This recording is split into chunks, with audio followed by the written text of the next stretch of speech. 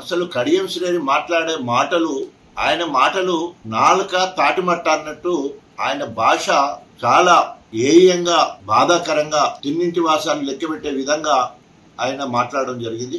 BRS party అధినాయకుల గురించి మాట్లాడితే పెద్ద నాయకుడిని అవుతాడనే ఒక భావంతో ఈరోజు తెలంగాణ జాతి పితగా, తెలంగాణ రాష్ట్ర సాధకుడిగా పేరున్న కేసీఆర్ గారిని, యువతకు ఐకాన్గా ఉన్న, అదేవిధంగా ఐటీ ఇండస్ట్రీ రంగాన్ని హైదరాబాద్ను తనదైన శైలిలో గొప్పగా అభివృద్ధి చేసిన కేటీఆర్ గారి మీద, అదేవిధంగా హరీష్ రావు గారు మాస్ లీడర్గా, ట్రబుల్ షూటర్గా ఉన్న హరీష్ రావు గారి మీద, జాగృతి నాయకురాలు కవిత మీద అనుచిత వ్యాఖ్యలను తీవ్రంగా ఖండిస్తా ఉన్నాం. నీది నాలుక తాటిమట్ట, ఏం మాట్లాడుతున్నావు? అన్నం తింటున్నావా, గడ్డి తింటున్నావా?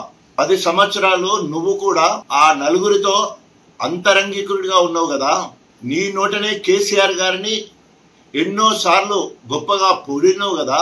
కాళేశ్వరం విషయంలో 3 సంవత్సరాల కాలంలోనే ప్రపంచంలో ఎక్కడ నిర్మించలేని ఒక బహుళార్థ సాధక ప్రాజెక్టును, వరప్రధాని అద్భుతమైన ప్రాజెక్ట్ అని, కేసీఆర్ గారి మానస పుత్రికని గొప్పగా పొగిడిన నీ నోట ఈరోజు మరి అవకాశవాద అవినీతి మాట రావడం సిగ్గుచేటు.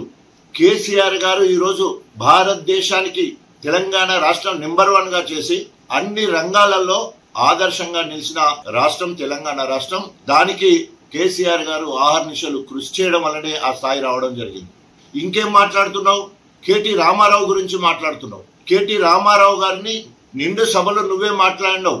ఇవాళ భారతదేశానికి కాదు, ప్రపంచంలో కూడా ఇంత గొప్ప ఐటీ శాఖ మంత్రి ఉండడు. ఈ రోజు భారతదేశంలో ఐటీ ఇండస్ట్రీ రంగానికి ఒక డెస్టినేషన్ గా, ఒక డెఫినేషన్ గా ఇవాళ తెలంగాణ ఉన్నదంటే హ్యాట్స్ అప్ టు కేటీఆర్ అని మాట్లాడినావు నువ్వు.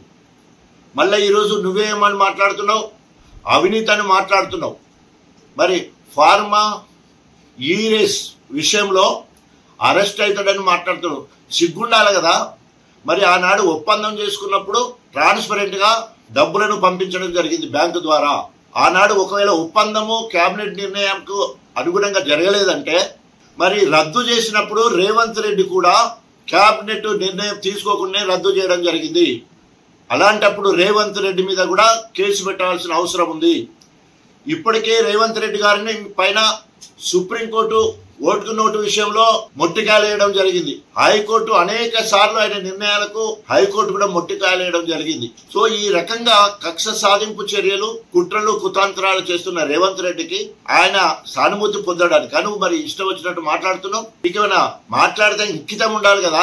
4 స్తంభాలు కేసీఆర్, కేటీఆర్, హరీష్ రావు, కల్వకుంట్ల కవిత, ఈ నలుగురు 4 స్తంభాలై ఈ రోజు పార్టీని అన్ని రంగాల్లో ముందుకు తీసుకుపోవడానికి, 60 లక్షల మంది సభ్యత్వము చేయడానికి, తర్వాత ప్రభుత్వంగా ఏర్పడ్డ 10 సంవత్సరాలు ప్రజారంజక పాలన అందించడానికి అనేక రకాలుగా కృషి చేసి ఒకరిని మించిన ఒకరు మరి బాధ్యతలు తీసుకొని మరి ముందుకు పోతున్న ఈ తరుణంలో ఆ నలుగురు గురించి మాట్లాడడం సిగ్గుచేటు. అదేవిధంగా కవితకు నువ్వే స్వయంగా మన గణపురంలో అక్రమంగా కవితను అరెస్ట్ చేశారు, వెంటనే విడుదల చేయాలని చెప్పి మరి ఆనాడు రోడ్డు మీద కూర్చొని ధర్నా చేసినావు కదా. మళ్ళా మర్చిపోయి ఈరోజు మరి లిక్కర్ దందాలో మరి జైలుకి పోయి వచ్చిందని చెప్పేసి మాట్లాడడం సిగ్గుచేటు. ఇప్పటికైనా ఒళ్ళు దగ్గర పెట్టుకొని మాట్లాడని హెచ్చరిస్తా ఉన్నాం. ఇప్పటికే అనేక సార్లు అనేక రకాలుగా నిన్ను హెచ్చరించడమే కాకుండా ఈరోజు సచ్చిన పాము లెక్కున్నావు. ఈరోజు గుంటకాడి నక్క లెక్క కేసీఆర్ పక్కనే ఉండి నమ్మించి నమ్మక ద్రోహానికి పరాకాష్ట ఈరోజు నీ ప్రవర్తన. నువ్వు చేసిన మోసం తెలంగాణ ప్రజలు మర్చిపోలేదు. ఒక బీఆర్ఎస్ వాళ్ళే కాదు, కాంగ్రెస్ వాళ్ళు కూడా నిన్ను ఇవాళ తూ అంటే తూ అనే పరిస్థితి ఉన్నది. ఇవన్నీ మర్చిపోయి ఈరోజు తగుదునమ్మని చెప్పేసి ఆ నలుగురి జోలికి వస్తే ఖబర్దార్ కడియం శ్రీహరి గారు, మరి గ్రామాన నీ దిష్టి బొమ్మలు తగలబెడతారు. జాగ్రత్త. ఎక్కడికైనా పోతే నువ్వు ఎందుకు కాంగ్రెస్ పోయినావు, ఏమి అభివృద్ధి చేసినావు, ఈ సంవత్సరంలో తట్ట మట్టి ఎక్కడన్నా తీసినవా?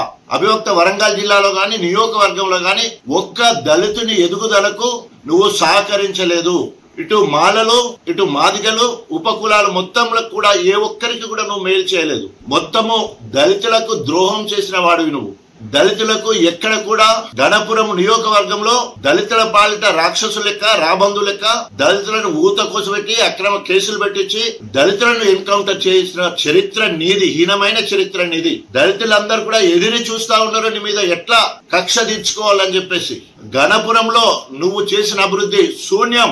ఆ 10 సంవత్సరాలు నువ్వు ఆర్థికంగా ఎదగడానికి, కుబేరుడిగా అవతారం ఎత్తడానికి, విదేశాలలో ఆస్తులు చంపడానికి ఆ 10 ఏళ్లు వాడుకున్నావు. తర్వాత మళ్ళీ గుంట నక్కలేక కేసీఆర్ సంకల జొర్రి ఇక్కడ ఎంపీ అయినావు, ఇక్కడ 2 సార్లు ఎమ్మెల్సీ అయినావు, ఉప ముఖ్యమంత్రి అయినావు, విద్యాశాఖ మంత్రి అయినావు. తర్వాత మొన్న ఎమ్మెల్యే టికెట్ ఇచ్చిన తర్వాత నాకు ఎమ్మెల్యే కాదు నా బిడ్డకు ఎంపీ కావాలి, ఎంపీ టికెట్ ఇచ్చిన తర్వాత పార్టీ ఫండ్ తీసుకొని కడుపు నిండా తిన్నింటి వాసాలు లెక్క పెట్టినట్టు నమ్మక ద్రోహం చేసి 100 కోట్లకు రేవంత్ రెడ్డికి అమ్ముడిపోయిన పార్టీకి నమ్మక ద్రోహం చేసిన ఏకైక వ్యక్తి తెలంగాణ మొత్తంలో. నమ్మక ద్రోహి అంటే నమ్మక ద్రోహానికి పరాకాష్ట కడించిన విధంగా ఇప్పటికైనా సిగ్గు శరమేమని ఉండేది ఉంటే నువ్వు బీఆర్ఎస్ పార్టీ నుండి ఎమ్మెల్యేగా గెలిచినావు, కేసీఆర్ దగ్గరికి పార్టీ ఫండ్ తెచ్చుకున్నావు, అదే విధంగా కేటీ రామారావు దగ్గరికి పోయి తెచ్చుకున్నావు, అట్లాగే హరీష్ రావు దగ్గర తీసుకొచ్చుకున్నావు. నేను ఓడిపోతా అని చెప్పేసి కవితక్క దగ్గరికి పోయి కూడా పార్టీ ఫండ్ తెచ్చుకున్నావు.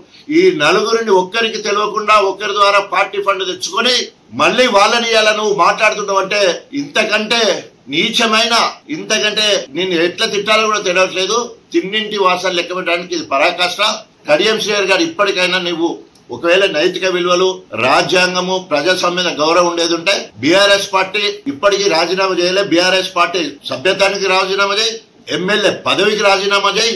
నిజంగానే నువ్వు రేవంత్ రెడ్డి మెప్పు పొందాలంటే, మార్పు కోసం పోయిందంటే నువ్వు ఏం మార్పు చేస్తావో ప్రజలకు చెప్పి మళ్ళీ ఎలక్షన్లకు రా.